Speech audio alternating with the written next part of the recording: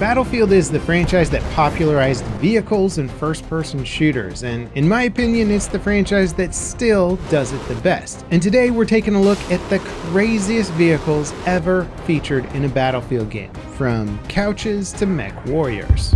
And why not start where it all began with Battlefield 1942, a game that scaled up quite literally everything about the traditional multiplayer FPS, from massive maps to massive vehicles. And the one that stands out the most to me is the Yamato battleship. As one of the most famous ships of World War II, this vehicle has an incredible presence in the game.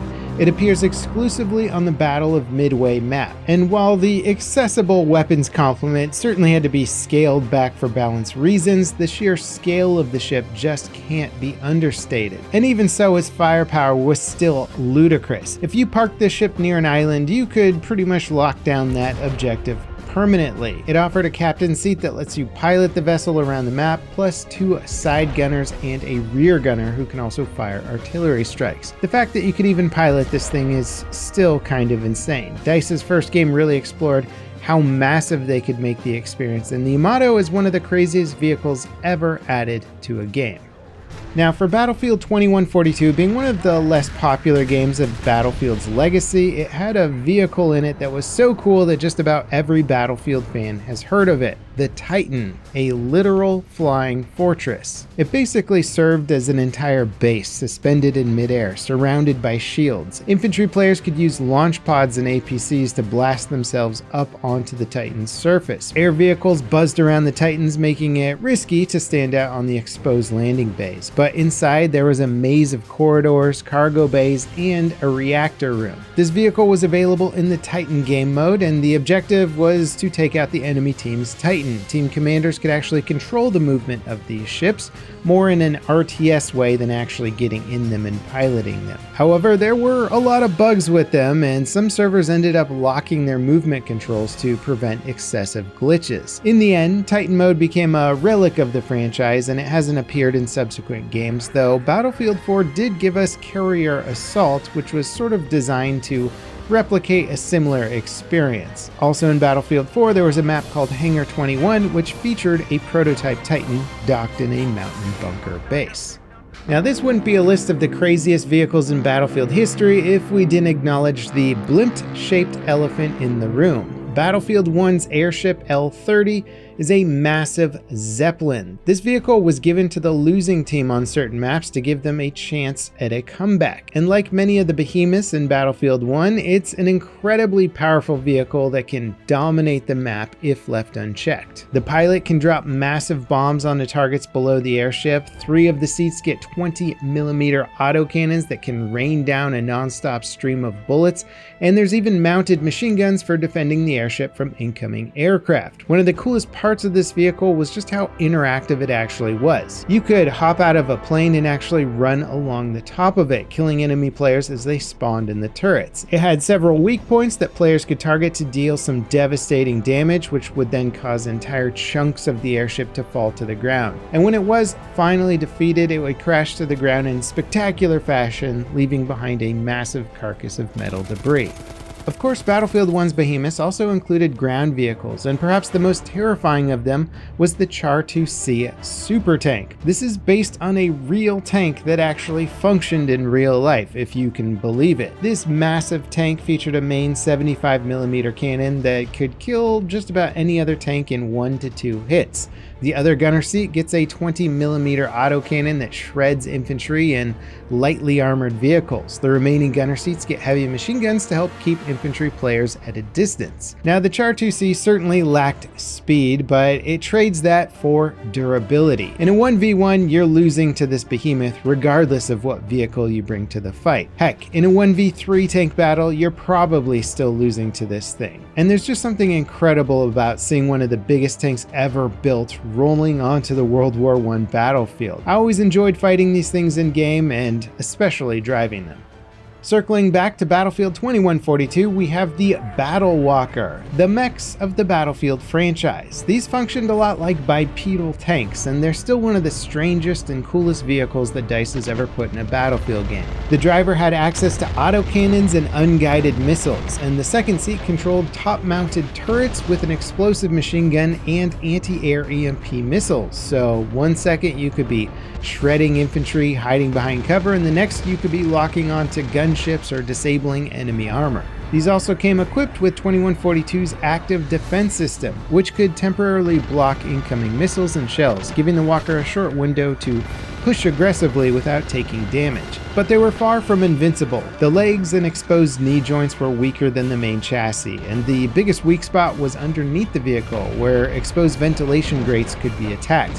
Hitting those vents with the right anti-vehicle weapons could just about instantly destroy them.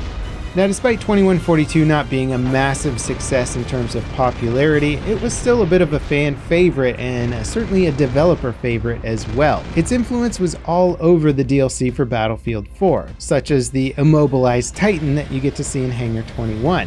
But there was also another crossover vehicle that was fully functional. The HT-95 Levkov hover tank was a jet-propelled main battle tank with a fixed main turret and the ability to hover and move around unlike any other tank on the battlefield. Well, in all honesty, the hover tank was much cooler on paper than in practice. The fixed turret can make it very hard to track enemy vehicles, and it was also extremely loud when stationary and easy to spot, since it was constantly kicking up a dust cloud around it. That said, when it comes to style points, this is hands down one of the coolest looking tanks DICE has ever put in a game. Now, when it comes to purely devastating the enemy team, few vehicles achieved the insane imbalance of Battlefield 3's AC-130 gunship. Introduced in the Armored Kill DLC, the AC-130 could single-handedly shut down the entire enemy team. It had 25mm cannons for its primary gunner and a 105mm M102 howitzer for its secondary gunner. Plus, both seats get access to anti-air guns, IR flares, and zoom optics. And while the AC-130's fixed flight pattern made it an easy target to predict, the amount of firepower it could unleash on an objective made it almost impossible for the opposing team to hold those objectives. This was especially true on the more linear mode Rush. At launch, the AC-130 would automatically move to each set of MCOMs as they were destroyed. It was so overpowered that DICE had to lock it to the starting spawn. At almost no point in Battlefield's long history can I recall a single vehicle having such a massive impact on the outcome of a match. And while the AC-130 did reappear in Battlefield 4, it was a lot weaker and restricted to a commander resource. Now, it wouldn't be a list of Battlefield's craziest vehicles without mentioning the American Dream. This Easter egg vehicle is literally a couch with wheels. It appeared in Battlefield Hardline on the Dust Bowl map in Hotwire. It has no armor, no weapons, and a maximum cool factor. At launch, its fast speed made it ideal for road-killing enemy players. In fact, it was so good at it that DICE had to nerf the vehicle. This was peak Battlefield. They literally had to nerf a couch. Interestingly, this vehicle was inspired by an actual drivable electric couch built by Hardline Senior Development Director Paul Mathis. Now, if a drivable couch isn't your brand of insane, how about a literal driving bomb? Hardline's fuel tanker is the game's biggest vehicle. It's basically a civilian gas truck full of gas, so when it takes enough damage, the tanker detonates and causes a massive explosion. Most of the vehicles we looked at today serve a proper role, but the fuel tanker is sort of a last resort option for when you got nothing to lose and just want to see the world burn.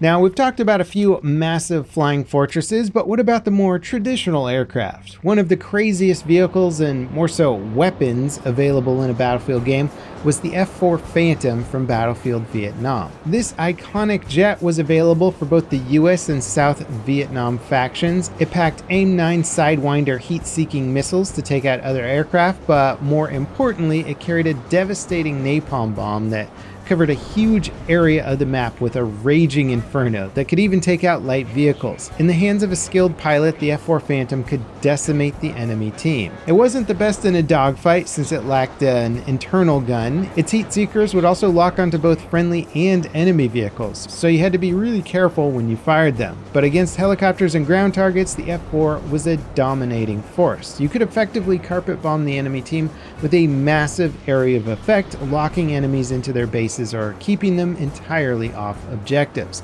These days, most of the jets in Battlefield games feel more or less like clones of each other, but the F4 Phantom brought true terror to the battlefield. If you love the smell of napalm in the morning, then this vehicle was for you. Now that's my top 10 craziest vehicle list. Do you think I left one off that you might have included? If so, let me know in the comments. And up next, check out the top 10 big maps in Battlefield games. These maps represent some of the most iconic moments in Battlefield history. As always, guys, thank you so much for watching, and I'll catch you next time. This is Level Cap, signing off.